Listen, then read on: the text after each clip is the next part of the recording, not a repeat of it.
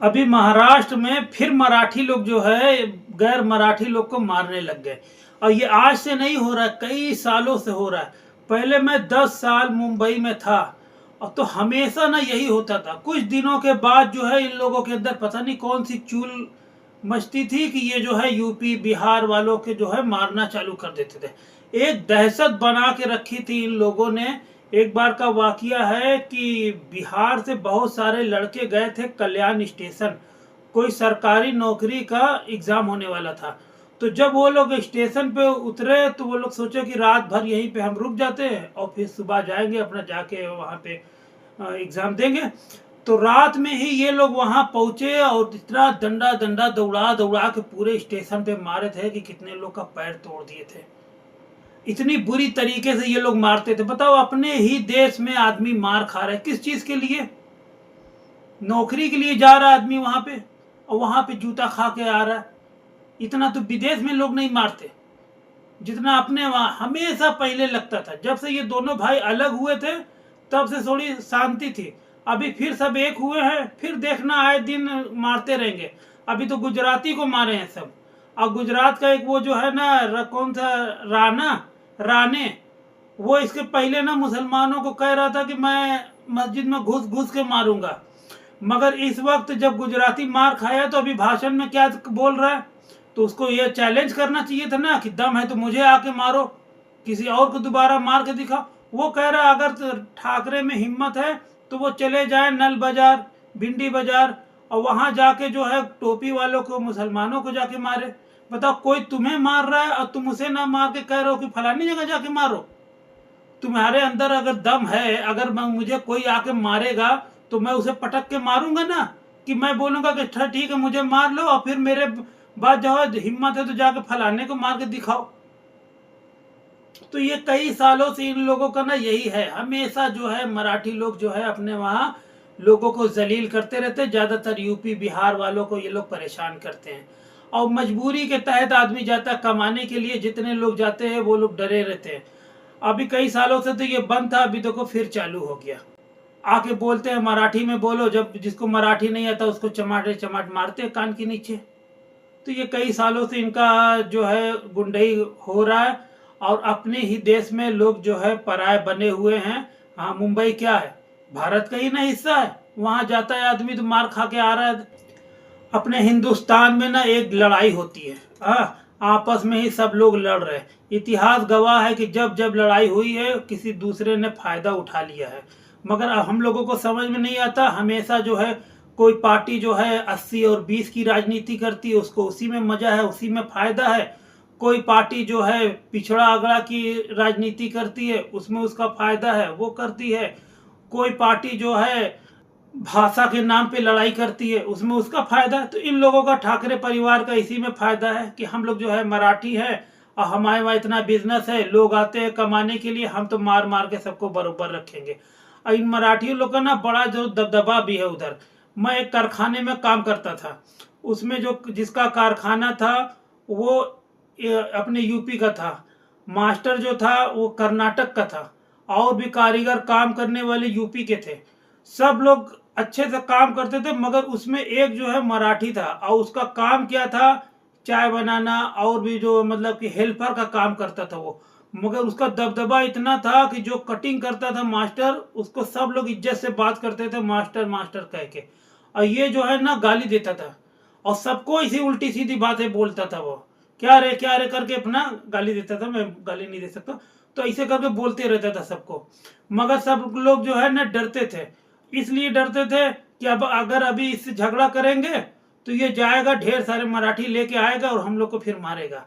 और जितने लोग बाहर से आते थे काम करने के लिए वो लोग डरते थे कि हमारे यहाँ पे कोई है नहीं, जैसे हमारे गांव में कोई आ जाए हमें मारने के लिए तो हमारा पूरा गांव हमारे साथ में आ जाएगा और हम पटक के उसको मारेंगे फिर। मगर वही हम जब परदेश चले जाते हैं तो हम कमजोर हो जाते हैं।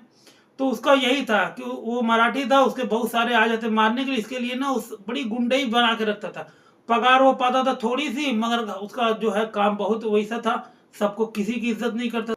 ऐसा लगता था जैसे उनका देश है हमारा है ही नहीं, हम जैसे विदेश में आ गए।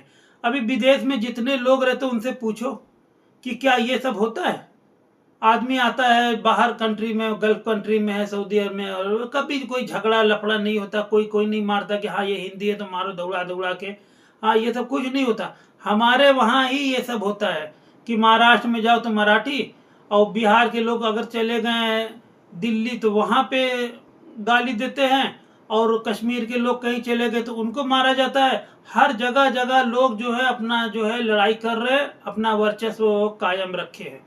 अपने ही देश में लोग बेगाने बने हुए हैं। अभी कुछ दिन पहले हमारी जंग पाकिस्तान से हुई थी, 4 दिन वो जंग चली, उसके बाद बंद हो गई।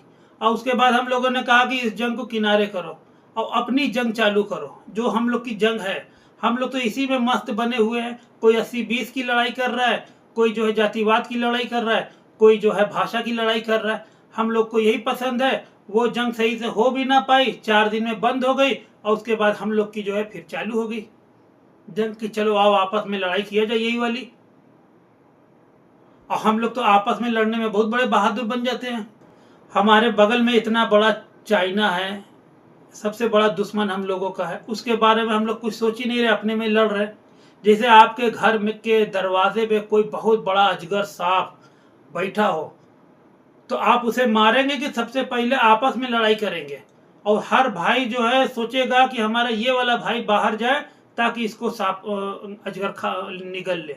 वो सोचेगा वो जाए तो उसको निगल ले, वो सोचेगा दूसरे को। ऐसे ही जाते जाते जाते जाते सबको निगल लेगा, घर खाली हो जाएगा, कोई बचेगा नहीं, बाहर वही अजगर बचेगा।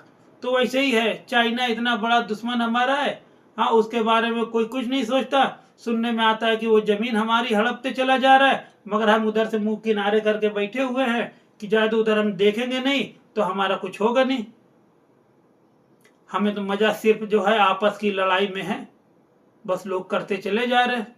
जब चुनाव आता है तब हिंदू मुसलमान होता है, और किसी के वहां चुनाव जब आता है तो वो भाषा की लड़ाई लड़ता है। हर आदमी अपनी कुर्सी के लिए जो है मस्त बना, हमें अपनी कुर्सी मिल जाए। जैसे अंग्रेज आए थे ना, तो बहुत सारे राजा जो छोटे छोटे थे, वो लोग धीरे धीरे उनके गुलाम बनते चले गए। खाली राजा के अंग्रेज कहते थे कि हम, हमारे पास बंदूक है, हम आपको सुरक्षा देंगे, पड़ोसी मुल्क पड़ोसी राज्य जो है वो आपसे लड़ नहीं पाएगा। लोग जो है उनके अधीन हो जाते थे, और फिर बाद में उनको उनको करके सबको मारते मारते पूरा कब्जा लिया।